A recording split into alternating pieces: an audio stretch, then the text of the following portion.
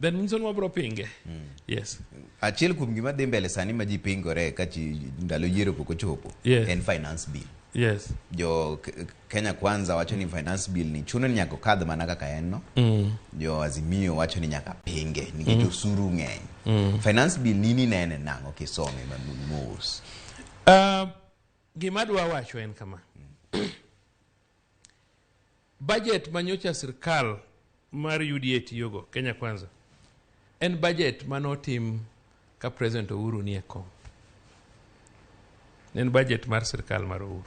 To budget kosekel ti implemente kaka entiere no.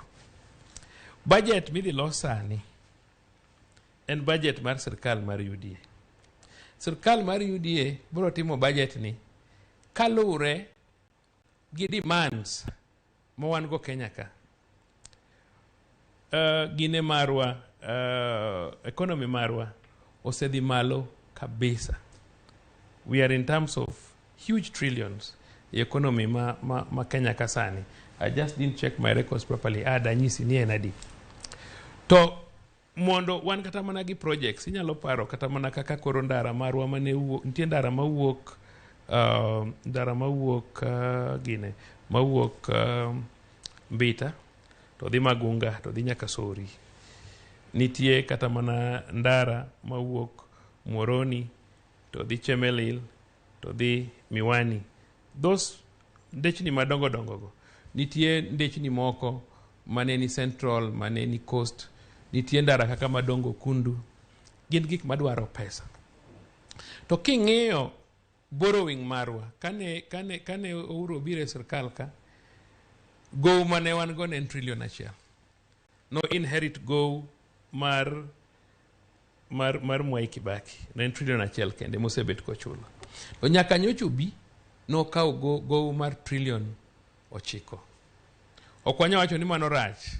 Nwach ka pesa no biro mokete development economy marwa grow. To king'iyo sani wasechopo almost the ceiling moyienwa hole pesa. To samwa chopo e ceiling marwa moyienwa hole pesa, to gope manokaw gi sirkal mar Uhuru Kenyatta 9 trillion be koro sani omachua.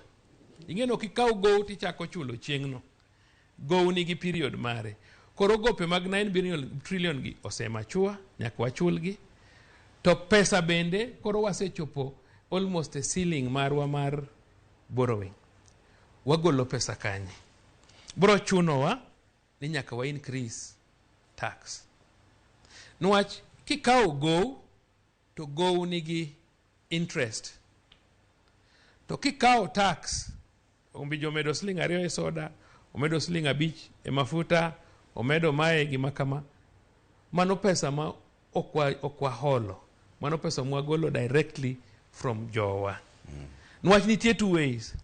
Either wakaw go moro mamedo bedo gi tax or mamedo bedo gi profit or what tax wan wawegi economy marwa. Omiyo gima koro be wa fight for en like sani wan gi devolution. Or bed ni wa expand our wamanyo yo mwanyalo expand go our tax base and so on. Omiyo kaneno gima Jo-Azimio la Umoja wacho about the tax bill. Giwache kaka jo opposition.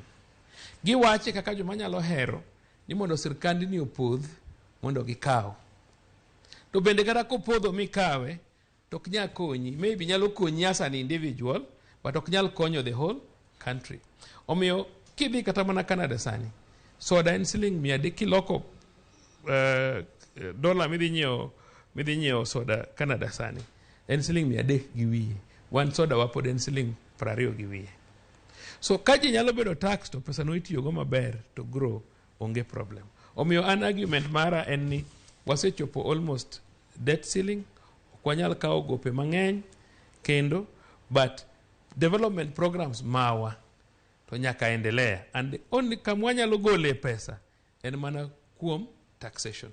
So onyalo neno ni jito yuak ni uchumi rach. Yes, ochumi rach to nyaka ing'eno ochumi ni rach kowuok kanye. Wach ni kawuono omija dala wuon okaw loans. Okaw loans, otimo ang'o? asto in kori isedongo, kori ibedo ng'ama duong', kori inherit gik mane wuonu otimo. Ok inyal bedo blamed. Gima wanyalo timo ni koro unyalo winjre as a family ni wabedru piny, wang'iuru ni to loans gi wanya chulo gi nadi, to ere kaka wanyalo improve economy mar pinywa mondo wayud pesa mang'eny mondo ywak ni obed mathin. For example, sani wan gi bech mogo pod ni malo, to koth nochwe nwa ji puro, to wating'o sufria e wiwa wadhi e street. Ere kaka bech mogo biro dhi piny kok wapuro? Sani nyocha okelnwa fertilizer. Kidhi e most of our outlets, though fertilizer no biro molewo matin, but nongo ka fertilizer obiro, allocation ji nigo, to jowa onge pesa ma ginyalo kawo kata na fertilizer no is serious. Makendo gima nyalo timre ni weg duke nyalo collude gi jogi madhi mang'iew makan, makendo ka season obiro to gikawo. Omiyo wabende as individuals nyaka wati matek mondo wa improve economy marwa. Okinya bet ni in koro kaka dalau ji ong'e ni omejatiyo Citizen en gi pesa, koro ji te ok ti gininda ni gibro chamo pesa ni. It can't work. Omiyo kata mana thurwa ka sani, kidhi Kisii gin gi puothe matin to gipuro. Rabolo man Kisii cha kata thurwa bodonge. Ndalo moko ncha napidho rabolo mang'eny, to rabolo dago kochiek to ji kwalo te. Kadhi e puodho gokinyi gikwalo rabolo te. Nwach ji ok dwa pidho ang'owa rabolo.